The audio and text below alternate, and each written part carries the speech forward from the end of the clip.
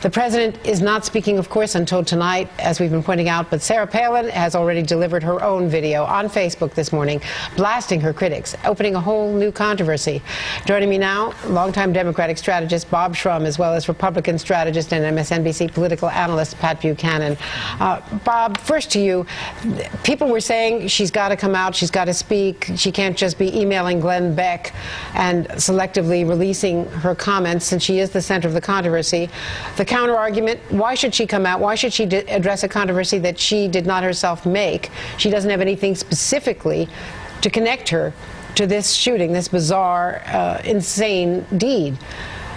But then she comes out, and she comes out in a highly produced fashion, an address with the flag and teleprompter, obviously, and creates a whole new controversy. So let's talk, Bob, first about, was there any good approach for her? Wasn't she going to be criticized no matter what she did?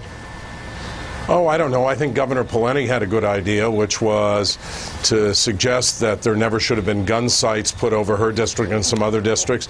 I think she simply could have said, I'm sorry, I don't think it had anything to do with this, but I wish we'd never done it. And I think that would have ended the controversy and helped her. Instead, what she's done is basically appealed to Glenn Beck and her base with this video that she's put out there. The use of the word blood libel, for example, is extraordinary. It refers to centuries of the killing of Jews in Europe. She says in the piece that there is no reason to believe that, or that we should not be deterred from the kind of speech that she wants to engage in by those who embrace evil and parade it as good. Now, who's evil here? This is a Manichaean view of the political universe where you're either good or you're nefarious. Pat and I disagree about everything almost all the time. I don't think he's evil. I hope he would grant that I'm not evil. I just think he's wrong. And I think we have to get back to that kind of vigorous political dialogue, not one which calls people evil in the American political system. I do want to point out that Palin, I don't know if you saw that Palin backed off and softened his criticism. He wasn't really criticizing her, he's just saying, I wouldn't have done it, and then he sort of softened that even further on Morning Joe. But let's play a little bit of what you're referring to in Palin's video, and then Pat will come to you. If you don't like a person's vision for the country, you're free to debate that vision. If you don't like their ideas, you're free to propose better ideas. But especially within hours of a tragedy unfolding, journalists and pundits should not manufacture a blood libel that serves only to incite the very hatred and violence that they purport to condemn. That is reprehensible. Pat, could she have defended herself? Or should she have just avoided that and said, let's focus on the victims and sort of risen above it, as David Frum had suggested a few days ago?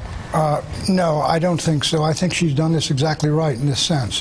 First, I think she was correct in staying out of this and letting this, and there has been vitriol and hatred directed at her. Unsupportable, as you said. There's not a single shred of any evidence that anything she said or did in the campaign had a connection to this individual, who apparently bore a grudge for 3 years against the congresswoman. And 3 years ago, and 3 years ago, she was still governor of Alaska. I think she's got to respond to this because this is an insupportable slander. It is vicious. Columnists like David Brooks say that, you know, people who condemn the viciousness are engaged in this vicious attack upon her.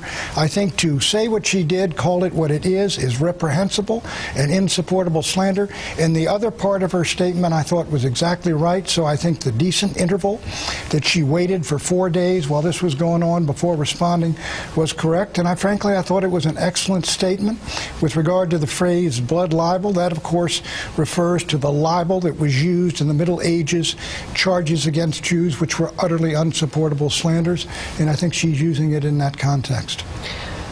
Well, Bob, if she had avoided the phrase blood libel, perhaps she didn't know of the context of that phrase. It has been used elsewhere. It was used in the Wall Street Journal by a columnist. Maybe she was ignorant of it, you know, to give her the benefit of the doubt.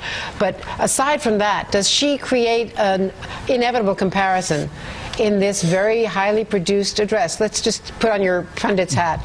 Aside from the politics of it, how does this compare to what the president will be doing? Doesn't this create a comparison to what the president's going to be doing by releasing it on the morning of his speech? That's clearly not an accident.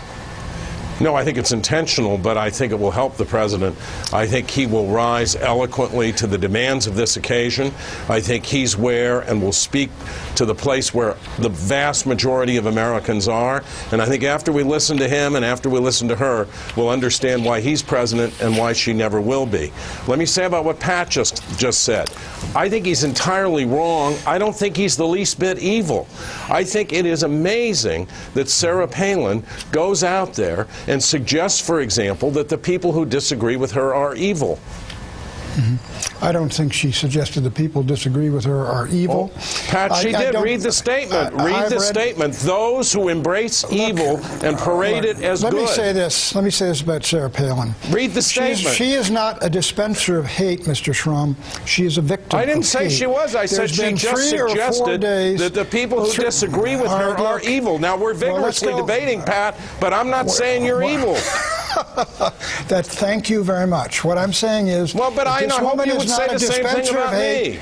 She's a victim of hate, and I think there's an awful lot of people. Oh, come on, she's no victim. In the last several days, she's no victim.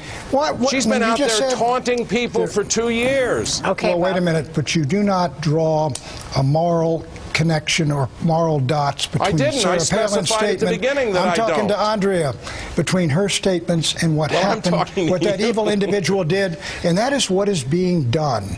And that, to me, is unsupportable slander. It is outrageous. She has a right and an obligation to respond after taking this for 4 days. And I do think people have been responding to the people who have been doing this, and we know who they are. And we're going to have to leave it there. To be continued. Bob Schramm. Thank you. Patrick J. Buchanan, neither of whom are evil. Thank you very much.